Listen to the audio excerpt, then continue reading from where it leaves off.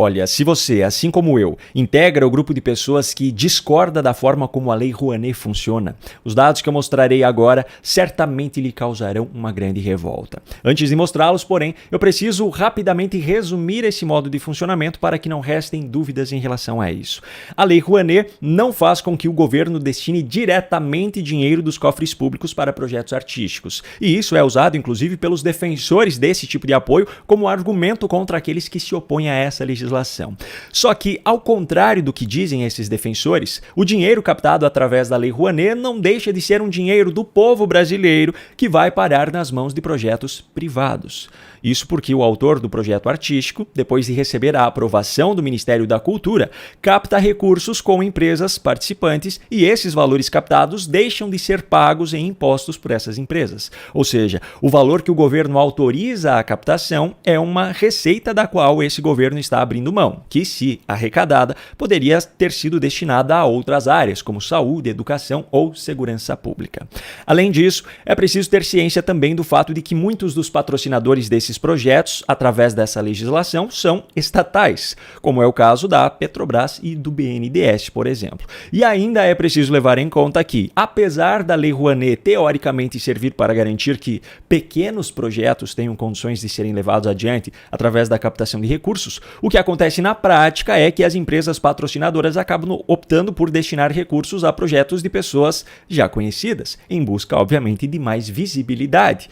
Alguns casos recentes tiveram grande repercussão, como o da atriz Cláudia Arraia, cujo projeto recebeu autorização de captação de 5 milhões de reais, e também o musical em homenagem à militante lulista Fafá de Belém, para o qual o governo Lula autorizou a captação de 8,3 milhões de reais. Esses são exemplos perfeitos de como essa lei tem servido, na prática, para patrocinar artistas que definitivamente não precisariam disso.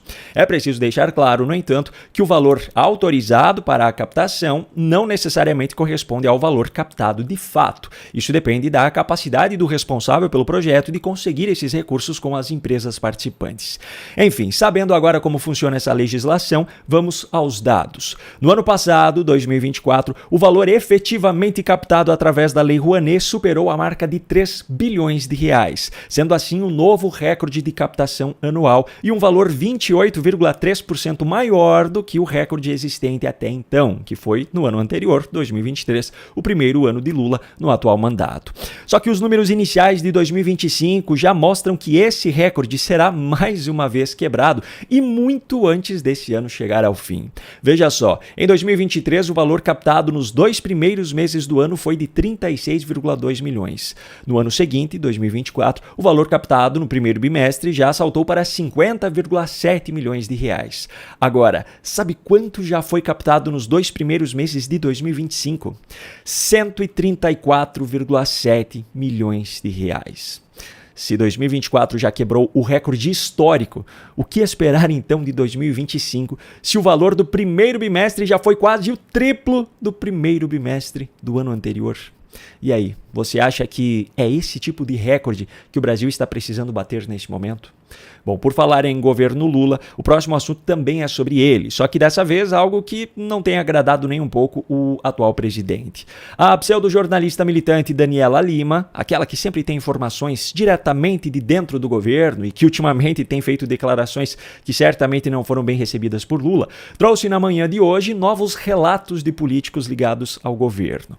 A crise entrega por ela, dessa vez, é o fato de que Lula e o PT estão ficando cada vez mais sozinhos no governo, pois os partidos que compunham a sua base, em função do recorde de desaprovação de Lula nas pesquisas, já estão querendo desvincular suas imagens dessa gestão. A popularidade do governo é inédita. O Lula amarga uma avaliação negativa que ele jamais teve em todas as suas 2 gestões anteriores e nesta, inclusive, somada à pressão internacional, à questão do preço dos alimentos e agora vem também uma pressão política. Porque essa queda na popularidade...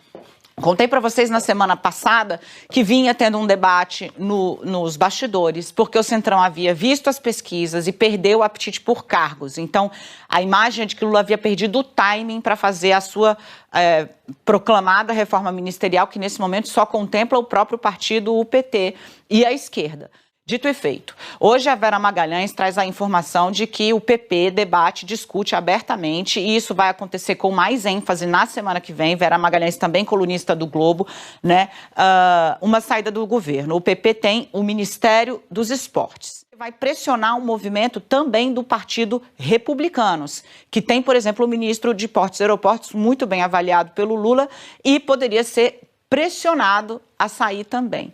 Esse movimento ampliaria a sensação de fragilidade do governo e da ideia de que é um governo que só fala para dentro, não consegue falar para fora. E também haveria uma pressão sobre um outro partido, o União Brasil. Só que tem um dentre esses partidos do velho centrão brasileiro que não larga o osso e, segundo as fontes consultadas pela pseudojornalista, segue abraçado a Lula. E as pessoas que são próximas ao presidente do PSD, Gilberto Kassab, garantem que ele não dará este tiro, digamos assim, na governabilidade do governo Lula. Manterá ali o seu apoio. Mas não pense que todas as informações trazidas por Daniela Lima a fizeram chegar a uma conclusão lógica, pois a militante travestida de jornalista pode até largar a mão de Lula, mas a mão da esquerda ela não larga jamais. Unindo esses relatos de bastidores, a distorção que ela faz na classificação dos partidos, considerando, por exemplo, o PP como um partido de direita, Daniela Lima concluiu afirmando que está ocorrendo um ataque especulativo contra o governo Lula e que a centro-direita e a direita estão rachadas. O que isso espelha, além desse ataque especulativo sobre o capital político do governo e da dificuldade que Gleisi Hoffmann vai ter para assumir ao assumir a articulação política? A fragmentação da centro-direita. Vou pedir para a gente girar a outra tarja que a gente tinha. A centro-direita e a direita já está rachada para 26, e esse é um movimento muito claro. Ou seja, no fim das contas, ela ainda acha, ou pelo menos tenta convencer o público, de que a direita brasileira é que está sendo enfraquecida com tudo que está acontecendo dentro do governo Lula. Sinceramente, eu acho que isso aí já é um caso de internação.